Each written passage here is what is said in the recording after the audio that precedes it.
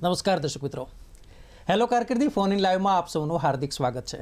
મિત્રો, જ્યારે આ વિષયની આપણે વાત કરીએ છીએ ત્યારે કારકિર્દીને લઈને વિદ્યાર્થીઓ અને વાલીઓ ખાસ ચિંતિત હોય છે. કયા કયા પ્રકારના કોર્સિસ ચાલે છે, કયા કયા ક્ષેત્ર એવા છે કે જ્યાં જોબ ઓપોર્ચ્યુનિટીઝ પુષ્કળ છે અને તેને લઈને તેઓ વિચારતા હોય છે કે ક્યાં જઈએ, કોનું માર્ગદર્શન લઈએ. તો આ જે કાર્યક્રમ છે તેમાં તે જ વિષય પર આપણે વાત કરતા હોય છે.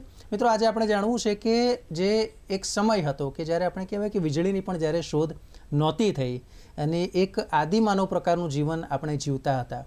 ધીમે ધીમે કાળ ક્રમે જે પ્રમાણે ફેરફાર થયા, સુધારા વધારા થયા, ટેકનોલોજીનો આવિષ્કાર થયો અને તે પ્રમાણે સૌથી પહેલાં આપણે કહીએ કે જે એક બલ્બની શોધ થઈ, વીજળીની શોધ, બલ્બની શોધ થઈ ને ત્યાર પછી જે પ્રમાણે પ્રકાશ રેલાયો, આજે સ્થિતિ એવી છે કે ટીવી, ફ્રીજ, એર કન્ડિશન બધું જ પાવરથી ચાલે છે. અને એક સમય એવો પણ હતો કે જ્યારે કદાચ કહી શકાય કે રાજા મહારાજાઓ હતા, પરંતુ તે સમયે જે આટલી આધુનિક ટેકનોલોજી નહોતી જે આજનો સામાન્ય માનવી છે તે આ ટેકનોલોજીનો ઉપયોગ કરી રહ્યો છે.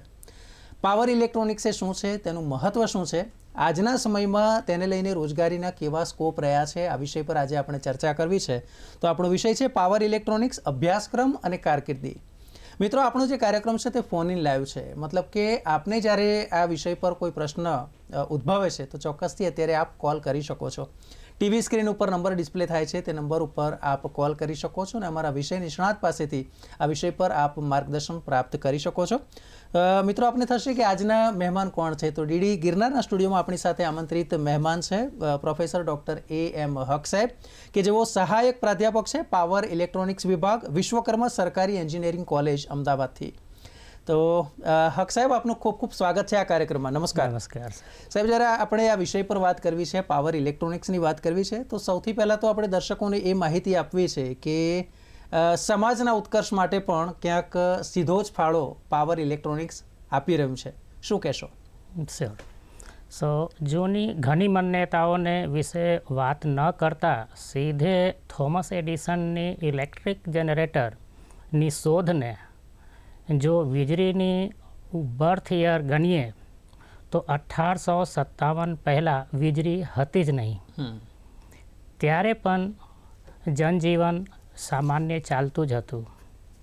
પણ આજે 2 મિનિટ માટે પણ જો વીજળી ગુલ થઈ જાય તો જનજીવન અસ્તવ્યસ્ત થઈ જાય છે.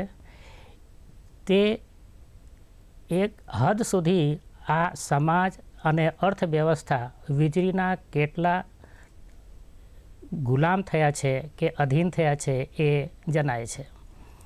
વીજળીના ઉપયોગ લાઇટિંગમાં, હીટિંગ માટે, કુલિંગ માટે કે કુકિંગ માટે, રેફ્રિજરેશનમાં, ઇલેક્ટ્રોનિક ઉપકરણમાં જોઈએ તો કમ્પ્યુટર કે ઇલેક્ટ્રોનિક મશીનરી કે પબ્લિક ટ્રાન્સપોર્ટેશનમાં બહુતાયતથી ઉપયોગ થાય છે.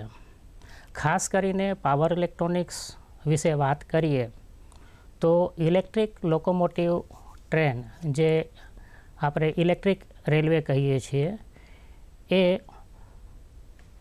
જે પાવર ઇલેક્ટ્રોનિક્સ ટેકનોલોજી થકી શક્ય બન્યું છે. જે 25,000 વોલ્ટ AC ઉપર એન્જિન કામ કરે છે. એ રીતે જ આપણે જો મેટ્રોની વાત કરીએ તો જે 750 વોલ્ટ DCથી ચાલતું એન્જિન છે એ પણ એક પાવર ઇલેક્ટ્રોનિક્સની ભેટ ગણી શકાય. બીજી રીતે કહીએ તો પાવર ઇલેક્ટ્રોનિક્સ છે તો રેલવે છે કે પાવર ઇલેક્ટ્રોનિક્સ છે તો મેટ્રો છે, એ વાતમાં કોઈ પણ અતિશયોક્તિ નથી. બિલકુલ સાહેબ, આપણે બહુ સરસ વાત કરી, મેટ્રોની આપણે વાત કરી, રેલવેની વાત કરી, પણ એક સામાન્ય આપણે જો વાત કરીએ ને કે આપણા ઘરમાં કયા કયા એવા ક્ષેત્ર છે, આપણા ઘરમાં કયા કયા રૂમ છે ને ક્યાં કયા કયા પ્રકારના ઇલેક્ટ્રોનિક્સનો આપણે ઉપકરણનો ઉપયોગ કરીએ છીએ, અને જો એ ના હોય તો આપણી હાલત કેટલી કફોડી થાય. સરસ પ્રશ્ન કર્યો નેહલભાઈએ. તો એ વિશે આપણે શરૂઆત કરીએ સવારના પોરથી કે સવારે ઉઠતાની સાથે જ લોકો મોબાઈલ ચાર્જર શોધે છે અને મોબાઈલને ચાર્જિંગમાં મૂકે છે. આપણે ચાર્જરની વાત કરીએ તો ચાર્જર છે શું, તો એ એક જાતનો પાવર કન્ડિશનર છે જે મોબાઈલને એની રિક્વાયરમેન્ટ પ્રમાણેની કન્ડિશન્ડ પાવર પૂરું પાડે છે. કન્ડિશન પાવર એટલે કે જે મોબાઈલની રિક્વાયરમેન્ટ ધારો કે 10 વોલ્ટ અને 10 મિલી એમ્પિયર કે 5 વોલ્ટ 15 મિલી એમ્પિયર હોય તો એટલું પૂરું પાડે છે. એટલે કે એ ચાર્જરથી એ મોબાઈલને ચાર્જ કરી શકાય, બીજા ચાર્જરથી એ ઇન્સ્ટ્રુમેન્ટને ચાર્જ કરી શકાતું નથી. એ પ્રમાણે જ આપણે ધારો કે લેપટોપ છે તો લેપટોપને ઉપયોગમાં લેવું હોય તો એ માટે આપણે એડેપ્ટરનો ઉપયોગ કરીએ છીએ કે બાજુમાં ઓફિસની અંદર પ્રિન્ટર હોય, કોપિયર હોય કે સ્કેનર હોય, એને જે એડોપ્ટર તરીકે નહીં પણ એમાં SMPSનો ઉપયોગ થાય છે જે કન્ડિશનરનું જ કામ કરે છે.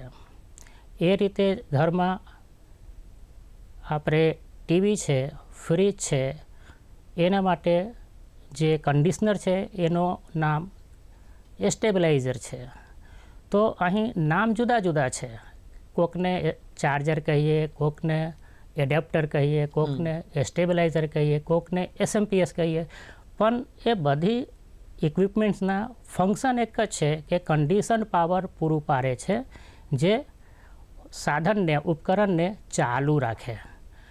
એ રીતે જ ઘરમાં સવારથી સાંજ સુધી જે પણ ઇલેક્ટ્રિકલ કે ઇલેક્ટ્રોનિક ઉપકરણોનો ઉપયોગ કરીએ છીએ એમાં ક્યાંક ને ક્યાંક પાવર ઇલેક્ટ્રોનિક્સનો ઉપયોગ થતો હોય છે જે આપણે જાણતા નથી.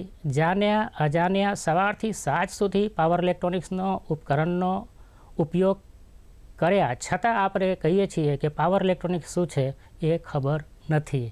એ કદાચ લોકો એને ઇલેક્ટ્રિકલ કે ઇલેક્ટ્રોનિક ઉપકરણ સમજીને અને ખપાવી દે છે, એને ગંભીરતાથી નથી લેતા. બિલકુલ. એટલે દર્શક મિત્રો, આપણે કહી શકાય કે જ્યારે આ વિષયની વાત આવે ને તો એક પ્રકારે કહેવાય કે થોડો જટિલ છે અને એટલા માટે જ ખાસ એન્જિનિયરિંગનો એક વિશેષ વિષય ગણાવવામાં આવે છે.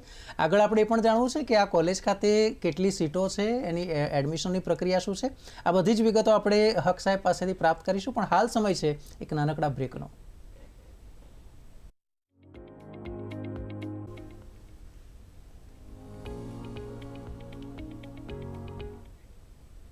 તો વિરામ બાદ આપનું સ્વાગત છે. દર્શક મિત્રો, આપ અત્યારે હેલો કારકિર્દી ફોન ઇન લાઈવ નિહાળી રહ્યા છો અને પાવર ઇલેક્ટ્રોનિક્સ અને તેમાં કારકિર્દીની તકો આ વિષય પર આપને માર્ગદર્શન આપવામાં આવી રહ્યું છે.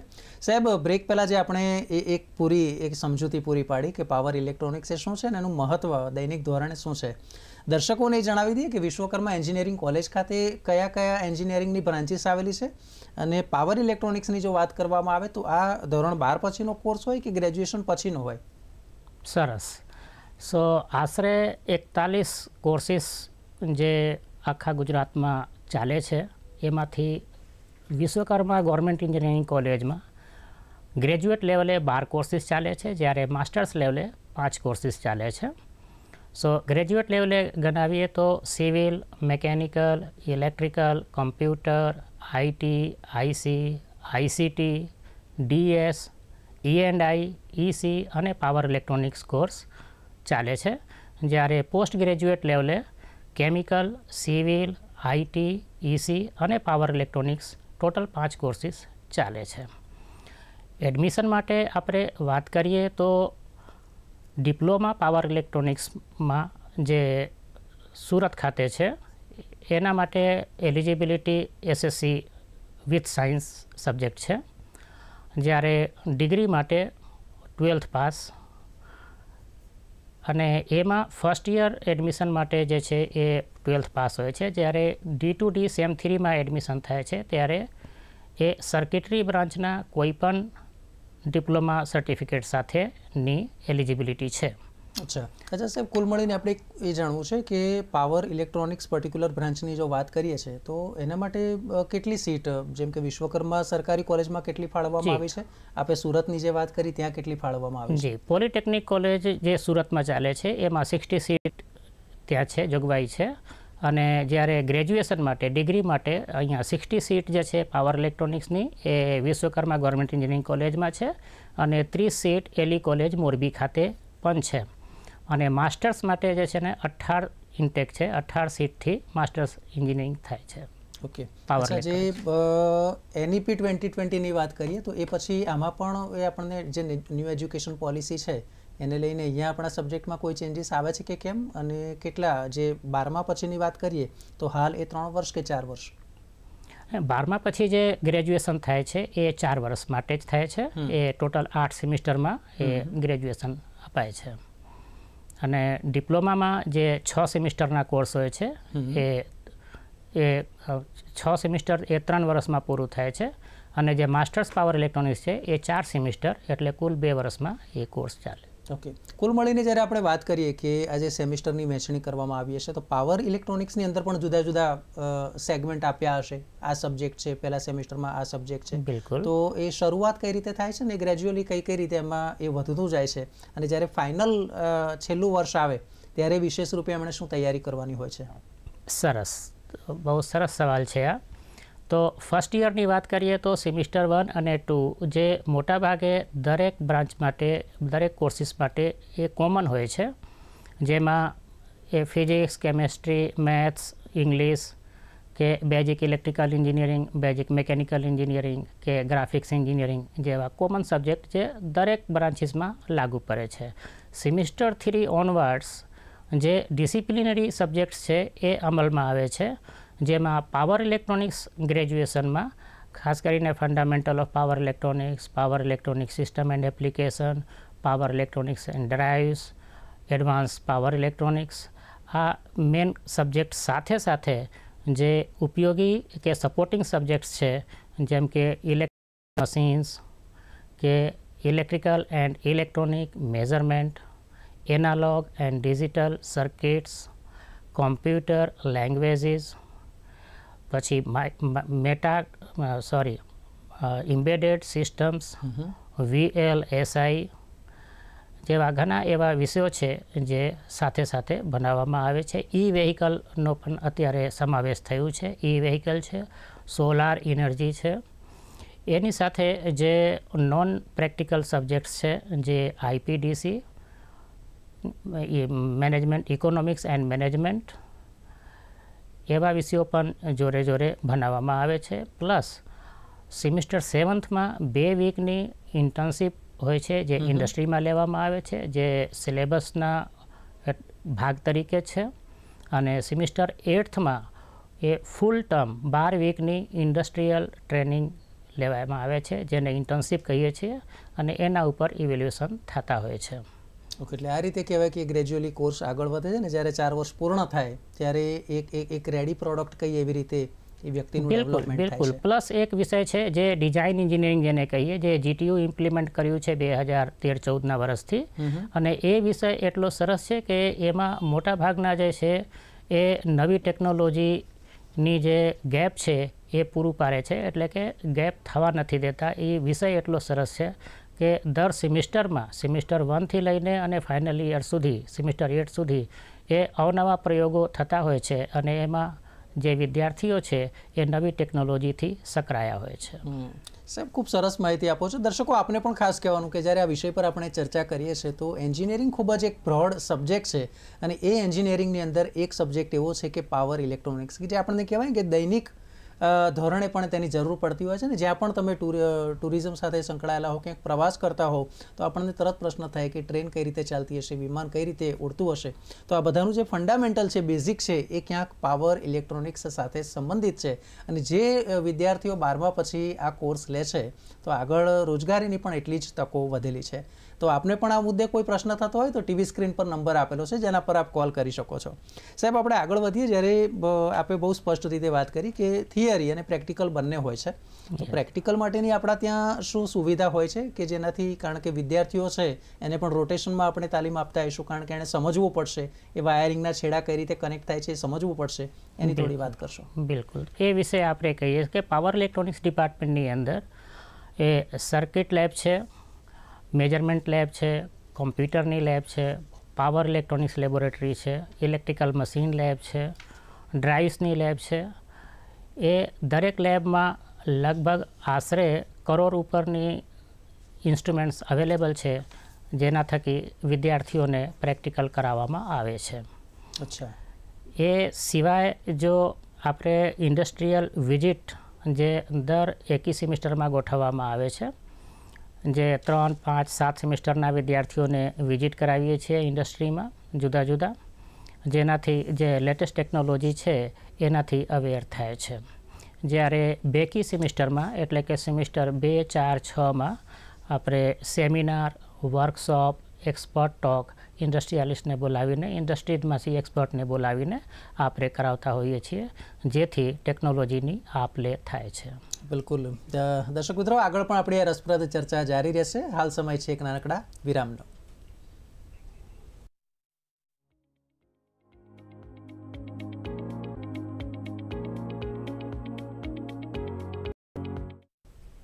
તો વિરામ બાદ આપનું સ્વાગત છે. હેલો કારકિર્દીમાં આપણે ચર્ચા કરી રહ્યા છે પાવર ઇલેક્ટ્રોનિક્સ અને તેમાં કારકિર્દી ઘડતર. હક સાહેબ, જે પ્રમાણે આપણે ચર્ચા કરી રહ્યા છે, પરંતુ એક દર્શક મિત્ર છે જે અત્યારે આપણને એક પ્રશ્ન પૂછવા માંગે છે. કચ્છથી નરેશભાઈ આપણી સાથે જોડાયા છે. નરેશભાઈ, આપનું સ્વાગત છે. આપનો પ્રશ્ન પૂછો. જી નમસ્કાર. પહેલા તો આપને પણ ખૂબ ખૂબ નમસ્કાર. જી જી. અને આપણે એક પેશાની ટ્રેનિંગ બી સાથે લીધેલી. હું નરેશ સાધુ બોલું છું. જી જી જી જી જી. અને હવે પાવર ઇલેક્ટ્રોનિક્સમાં કેવું છે, આપણું ફ્યુચર કેવું છે એ જાણવું છે. ચાલો, બહુ સરસ વાત છે સાહેબ. એક બાજુ આપણે જ્યારે ગુજરાતની વાત કરીએ છીએ કે એક ઇન્ડસ્ટ્રીયલ સ્ટેટનો પણ દરજ્જો છે, રોજે રોજ નવી નવી કંપનીઓ આવી રહી છે, ઉદ્યોગો વિકસી રહ્યા છે. સાહેબનો પ્રશ્ન છે કે ફ્યુચર કેવું છે, શું કહેશો? પાવર ઇલેક્ટ્રોનિક્સની ફ્યુચર બહુ જ ઉજ્જવળ છે. ભવિષ્ય એ પ્રાઇવેટ સેક્ટરમાં હોય કે ગવર્મેન્ટ સેક્ટરમાં એ એકદમ ખુલ્લું છે. પ્રાઇવેટ સેક્ટરની વાત કરીએ તો કોર પાવર ઇલેક્ટ્રોનિક્સ ડ્રાઇવ્સમાં કે ઓટોમેશન ઇન્ડસ્ટ્રીઝમાં કે હાલના તબક્કે જે આપણે જોઈએ તો ગ્રીન એનર્જી કે રિન્યુએબલ એનર્જી જેને કહેવાય છે, સોલાર એનર્જી અને વિન્ડ એનર્જી, એ ફિલ્ડમાં જે છે ને એ પુષ્કળ જે છે ને એ સાહેબ અત્યારે તો પ્રધાનમંત્રી જે રૂફટોપ સોલર યોજના છે તેને કારણે પણ એક ઘણી બધી ઓપોર્ચ્યુનિટીઝ ઊભી થઈ છે. બહુ પુષ્કળ ઓપોર્ચ્યુનિટી છે. સાથે સાથે આજની તારીખમાં જોઈએ તો ઈ વ્હીકલનો જમાનો આવી રહ્યો છે, જે પાવર ઇલેક્ટ્રોનિક્સ વગર શક્ય જ નથી. પાવર ઇલેક્ટ્રોનિક્સ છે તો ઈ વ્હીકલ છે એ રીતે પણ આપણે કહી શકાય તો અતિશયોક્તિ જરા પણ નથી. ફર્નેસ ઇન્ડસ્ટ્રી છે જે આપણે પાવર ઇલેક્ટ્રોનિક્સ બેઝ ઇન્ડસ્ટ્રી છે. ઇમ્બેડેડ સિસ્ટમ હોય કે VLSI હોય, પ્લસ IT સેક્ટર અને કોમ્પ્યુટર સેક્ટરમાં પણ પાવર ઇલેક્ટ્રોનિક્સના અભ્યાસ કરીને અને ઇજનેરો એ પોતાનો કેરિયર બનાવતા હોય છે. ગવર્મેન્ટ સેક્ટરની વાત કરીએ તો એમાં રેલવે કે મેટ્રો કે દૂરદર્શન હોય કે બેન્કિંગ સેક્ટર્સ અને ઇન્સ્યોરન્સ સેક્ટર, જેમાં દરેક બ્રાન્ચમાં એક એન્જિનિયર્સની પોસ્ટ હોય છે. એમાં એ એન્જિનિયર્સ પોતાના કેરિયર બનાવતા હોય છે. એટલે સરકારી નોકરીના પણ એટલા જ સ્કોપ આમાં રહેલા છે, કારણ કે એવી ઘણી એવી ઓફિસીસ છે કે જ્યાં આ ડિપાર્ટમેન્ટ વગર એ ચાલે એમ નથી, શક્ય જ નથી. બિલકુલ. નરેશભાઈ, ચોક્કસથી આપને જવાબ સાંભળીને સંતોષ થયો હશે. આગળ વાત કરીએ, એક અન્ય કોલર આપણી સાથે જોડાયા છે, ભરૂચથી જોડાયા છે, શ્રી કાળુભાઈ પટેલ. સાહેબ, સ્વાગત છે આપનું. કનુભાઈ પટેલ જોડાયા છે. સ્વાગત છે આપનું. આપનો પ્રશ્ન રજૂ કરો. નેહલભાઈ, આપને નમસ્કાર. નમસ્કાર. નમસ્કાર નેહલભાઈ અને સાહેબને નમસ્કાર. હવે આપણે ઇલેક્ટ્રોનિક્સ અભ્યાસક્રમમાં કયા ધોરણથી દાખલ થવું પડે, અભ્યાસ કરવો છે? હા, બિલકુલ. એ વાત સાહેબે આપણે આગળ કરી, પણ સાહેબ ફરી એકવાર ધોરણ 12 પછી અને ગ્રેજ્યુએશન પછી જે આપણો કોર્સ થાય છે એની પ્રાથમિક માહિતી આપી દેશો. ધોરણ 12 પછી જે કોર્સિસ છે એના માટે, એટલે કે પાવર ઇલેક્ટ્રોનિક સાથે સાથે જે બી જે ગ્રેજ્યુએશનનો કોર્સ છે ગ્રેજ્યુએટનું, એમાં સિવિલ હોય કે મિકેનિકલ હોય કે ઇલેક્ટ્રિકલ, એટલે કે એ રીતે આપણે ગણાવવા જઈએ તો ટોટલ 41 કોર્સિસ છે જે 12મા ધોરણ પછી, 12મા સાયન્સ પછીના અભ્યાસક્રમમાં પછી એડમિશન મળે છે, એટલે એની એલિજિબિલિટી છે. બાકી ડિપ્લોમા માટે SSC સાયન્સ વિષય સાથે, એટલે કે સાયન્સ, મેથ્સ અને ઇંગ્લિશ સાથેના વિષયો સાથે જો SSC હોય તો એ ડિપ્લોમામાં એડમિશન મેળવી શકાય છે. ગુજરાતની અંદર જો કહીએ તો ગયા વર્ષની જે આંકડા છે એ મુજબ 1,40,000 સીટો ઉપલબ્ધ છે, જેમાંથી 71,000 સીટો એન્જિનિયરિંગ માટેના એટલે કે ડિગ્રી એન્જિનિયરિંગ માટેના છે, જ્યારે 69,000 એટલે કે 69,000 સીટો એ ડિપ્લોમા માટેના ફાળવેલો છે. બિલકુલ સાહેબ, એક બાબત એ પણ જાણવી છે કે જ્યારે આ પર્ટિક્યુલર સબ્જેક્ટની વાત કરીએ તો કેન્દ્ર સરકાર અને રાજ્ય સરકાર કઈ રીતે પ્રોત્સાહન આપે છે?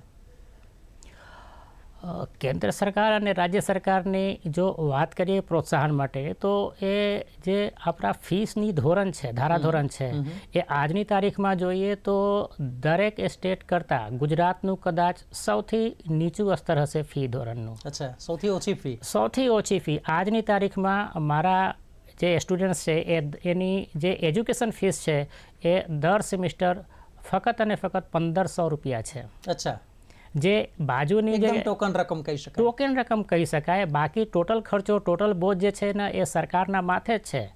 એ વિદ્યાર્થીઓને કે પબ્લિકને સમજવાની જરૂર છે કે એ જે છે એ બોનસ પોઈન્ટ છે, બોનસ મળે છે જે સરકાર તરફથી જે છે ને એ છોકરાઓ 1500 રૂપિયા જેવી નજીવી ફીસમાં એ એન્જિનિયર થઈ રહ્યા છે. એટલે 1500 રૂપિયા દર સેમિસ્ટર, એટલે કે 8 સેમિસ્ટરના આપણે ગણીએ તો વધીને 12 થી 15,000.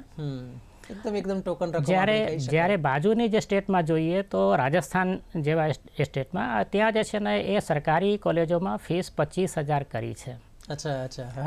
હજુ ગુજરાત એ માટે, ગુજરાત એ માટે જે છે ને એ જરા પણ ટસથી નથી થતા કે જે છે ને ના, મારે ફીસ નથી વધારવું, મારે પબ્લિકને સારું શિક્ષણ આપવું છે ને વધારે ને વધારે એન્જિનિયર્સ તૈયાર થાય. અચ્છા સાહેબ, એક બાબત એ છે કે જ્યારે આ વિષયની ક્યાંક ચર્ચા ચાલતી હોય ને એન્જિનિયરિંગની, એટલે ખાસ કરીને વાલીઓ અથવા તો વિદ્યાર્થીઓ જે આપસમાં ચર્ચા કરતા હોય ને, તે આ કોર્સ તો કર્યો બરાબર છે પણ આગળ પ્લેસમેન્ટની તકો કેવી છે એ ચર્ચા વધારે થતી હોય.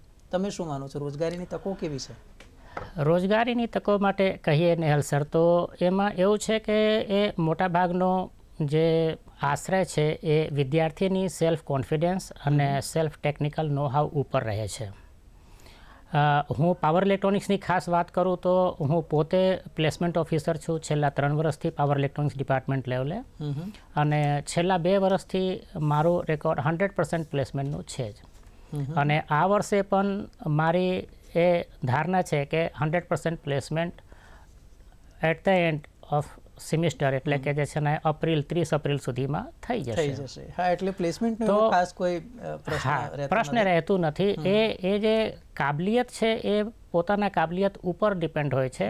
આપણે એ પબ્લિકની વાતોને ધ્યાનમાં લઈને કે રોજગાર નથી એ કદાચ અહીંયા થિયરી એ પણ અપનાવવાની જરૂર છે કે થોડો ઘણો અનુભવ લઈને પછી સ્વાવલંબી સ્વરોજગાર તરીકે પણ એક મોટી ઓપોર્ચ્યુનિટી એ રીતે જો વાત કરીએ. સમયની આપણી પાસે મર્યાદા છે, પણ આ જ જવાબ મારે એક સંદેશ તરીકે જોઈતો હોય દર્શક મિત્રોને આપવા માટે, તો શું કહેશો? તો હું એ જ કહીશ કે જે છે ને પાવર ઇલેક્ટ્રોનિક્સ જે વિષય છે કે અભ્યાસક્રમ છે, એમાં જો કોઈ એન્જિનિયર થાય છે તો એમાં સૌથી વધારે ઇન્ટરપ્રેન્યોરશિપના તકો રહેલા છે. એટલે કે સ્વાવલંબી બનવાનો એ એક બહુ સરસ કોર્સ છે જેમાં ઇન્ટરપ્રેન્યોર થઈ શકાય છે, અને એમાં એબ્રોડ જવાની પણ શક્યતા વધારે છે. અને અહીં પ્રાઇવેટ સેક્ટર હોય કે ગવર્મેન્ટ સેક્ટર હોય એમાં પણ ભવિષ્ય ઉજ્જવળ છે. એટલે સંદેશ એ જ કે જે છે ને એમાં વિચાર્યા વગર એડમિશન લેવાય અને પોતાનું ભવિષ્ય ઉજ્જવળ બનાવે. એટલે કહી શકાય કે એક આંખ મીચીને આપણે એડમિશન લેવાય એવો આ કોર્સ અને ખૂબ જ તકો રહેલી છે. તો ચોક્કસથી આપ તમામ દર્શકો જેને આ પાવર ઇલેક્ટ્રોનિક્સમાં રસ છે તેઓ તેનો લાભ લઈ શકે છે. હક સાહેબ, ખૂબ ખૂબ આભાર આપનો આ ચર્ચામાં જોડાયા અને વિસ્તૃત માર્ગદર્શન પૂરું પાડ્યું આપનો. ખૂબ ખૂબ આભાર. તો દર્શક મિત્રો, મને આશા છે કે આજનો કાર્યક્રમ આપના માટે પણ ખૂબ જ જાણકારી લઈને આવ્યો હશે. આપને પણ લાગે કે કોઈને પાવર ઇલેક્ટ્રોનિક્સમાં રસ છે તો ચોક્કસથી યુટ્યુબ સાથે પણ અમે જોડાયેલા છો, તો જે લિંક છે તે પણ ફોરવર્ડ કરી શકો છો ને વધુ લોકો સુધી આપ આ જે જ્ઞાન છે તેનો વિસ્તાર કરી શકો છો. તો અત્યારે આ કાર્યક્રમમાં હેલો કારકિર્દીમાં આટલું જ. આવતા સપ્તાહે ફરી મળીશું એક નવા વિષય સાથે. ત્યાં સુધી રજા આપશો. નમસ્કાર.